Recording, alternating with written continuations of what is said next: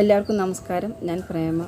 നമ്മുടെ വീട്ടിലെ അടുക്കള തോട്ടത്തിൽ ഒരു 5 തക്കാളി ചെടി നടുകയാണെങ്കിൽ നമ്മുടെ വീട്ടാവശ്യത്തിനുള്ള തക്കാളി നമുക്ക് ഫ്രഷായിട്ട് ആവശ്യാനുസരണം പൊട്ടിച്ചെടുക്കാം. ഇതെൻ്റെ ഗ്രോ ബാഗിലുള്ള ചെടിച്ചട്ടിയിലുള്ള തക്കാളിയാണ്. ഇത് നിറയെ കായ്ച്ച് പഴുത്തു തുടങ്ങി. അപ്പോൾ പലരും തക്കാളി കൃഷി ചെയ്യുമ്പോഴുള്ള പ്രശ്നം പൂവ് വിരിയുന്നുണ്ട്, കായ് പിടിക്കുന്നില്ല എന്നതാണ്. ഇതിന് 2-3 കാരണങ്ങൾ ഉണ്ട്. അതൊന്ന് ശ്രദ്ധിച്ചാൽ മതി. ഒന്ന് അന്തരീക്ഷ താപനിലയിലുള്ള വ്യത്യാസം, അത് നമുക്കൊന്നും ചെയ്യാൻ പറ്റില്ല. പിന്നൊന്ന് സൂര്യപ്രകാശത്തിൻ്റെ ലഭ്യത കുറവ്. നമ്മൾ തക്കാളി കൃഷി ചെയ്യുമ്പോൾ എപ്പോഴും നേരിട്ട് സൂര്യപ്രകാശം കിട്ടുന്ന സ്ഥലത്തായിരിക്കണം തക്കാളി നടേണ്ടത്. 7 മണിക്കൂറെങ്കിലും കുറഞ്ഞത് വെയിൽ കിട്ടുന്ന സ്ഥലത്തായിരിക്കാം. ഞാനിപ്പോൾ ചെയ്തത് ടെറസിൻ്റെ മുകളിലായതുകൊണ്ട് എനിക്ക് ധാരാളം വെയിൽ കിട്ടാറുണ്ട്. പിന്നെ ഒരു കാര്യം ശ്രദ്ധിക്കേണ്ടത് നനയ്ക്കുമ്പോഴാണ്. നമ്മൾ ധാരാളം വെള്ളം ഒഴിച്ചു കൊടുത്തു കഴിഞ്ഞാൽ വേര് ചെയ്യാനിടയാക്കും. അതുകൊണ്ട് ആവശ്യാനുസരണം, ഇപ്പോൾ 1 കപ്പാണ് വെള്ളം ഒഴിച്ചു കൊടുക്കുന്നതെങ്കിൽ അത് 2 പകുതിയാക്കിയിട്ട് 2 നേരങ്ങളിലായിട്ട് ഒഴിച്ചു കൊടുക്കാൻ ശ്രദ്ധിക്കണം. തക്കാളി ചെടിയുടെ കടക്കിൽ എപ്പോഴും ഈർപ്പം നിലനിൽക്കണം. ഇതിനു വേണ്ടിയിട്ട് പുതയിട്ട് കൊടുക്കുന്നത് നല്ലതാണ്. പിന്നെ സൂക്ഷ്മമൂലകമായ ബോറോണിൻ്റെ കുറവ് മൂലവും കായ്പിടുത്തം കുറയും.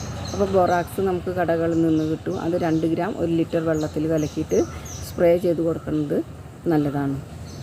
പരാഗണത്തിൻ്റെ കുറവ് മൂലം തക്കാളിയിൽ കായ്പിടുത്തം കുറയും. പരാഗണം നടത്തുന്നത് തേനീച്ചകളും ചെറിയ പ്രാണികളും ശലഭങ്ങളുമാണ്. അപ്പോൾ ഇവരെ ആകർഷിക്കാൻ വേണ്ടി നമ്മുടെ അടുക്കള തോട്ടത്തിൽ ചെണ്ടുമല്ലി പൂക്കൾ വെച്ച് പിടിപ്പിക്കുന്നത് നല്ലതാണ്. മഞ്ഞ കളറ് ഇവയെ ആകർഷിക്കുമെന്ന് കണ്ടെത്തിയിട്ടുണ്ട്. ശരിയായ രീതിയിൽ തക്കാളി ചെടിയിൽ പരാഗണം നടക്കുന്നില്ലെങ്കിൽ ഹാൻഡ് പോളിനേഷൻ കൊടുക്കാം. രാവിലെ തക്കാളി ചെടിയുടെ തണ്ട് ചെറുതായി ഒന്ന് തട്ടി കൊടുത്താൽ മതി. അപ്പോൾ ഈ പൂമ്പൊടി പൂക്കളിൽ വീഴുകയും പരാഗണം നടക്കുകയും ചെയ്യും. പിന്നെ ഒരു കാര്യം ശ്രദ്ധിക്കേണ്ടത്, വളം ഒന്നാകെ നമ്മൾ കൊടുക്കാതെ 10 ദിവസം കൂടുമ്പോൾ കൊടുക്കാൻ ശ്രദ്ധിക്കണം. ഒന്നാകെ വളം കൊടുക്കുമ്പോൾ ഈ ചെടി മുരടിച്ച് പോവാറാണ് പതിവ്.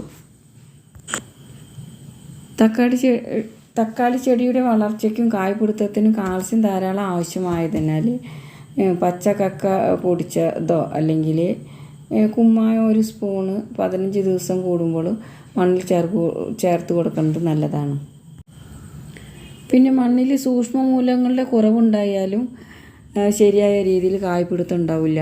അപ്പോൾ അതുകൊണ്ട് തക്കാളി പറിച്ച് നട്ട് 10 ദിവസത്തിനുള്ളിൽ പിന്നെ അതേപോലെ തന്നെ പൂവിടുമ്പോഴും സൂക്ഷ്മമൂലങ്ങൾ ഇലകളിൽ സ്പ്രേ ചെയ്ത് കൊടുക്കണം. അപ്പോൾ ഇത്തരം കാര്യങ്ങളൊക്കെ ശ്രദ്ധിക്കുകയാണെങ്കിൽ തക്കാളി ചെടിയിൽ ധാരാളം കായ്ഫലം ഉണ്ടാവും. പിന്നെ നമ്മുടെ ഈ തക്കാളി ഒക്കെ നല്ല വലിപ്പം വയ്ക്കാനും നല്ല ചുവന്ന കളർ ഉണ്ടാവാനൊക്കെ പൊട്ടാഷ് ധാരാളം ആവശ്യമാണ്. അപ്പോൾ അതിന് നമ്മുടെ വീട്ടിലുള്ള വെണ്ണീർ ആഴ്ചയിലൊരിക്കൽ തടത്തിൽ മണ്ണിൽ ചേർത്ത് കൊടുക്കാവുന്നതാണ്. ഇത്രയും കാര്യങ്ങൾ ശ്രദ്ധിക്കുകയാണെങ്കിൽ നല്ല രീതിയിൽ വിളവ് കിട്ടും. വീണ്ടും ഒരു വിളക്കാഴ്ചയുമായി ഞാൻ വരാം. എല്ലാവർക്കും നന്ദി, നമസ്കാരം.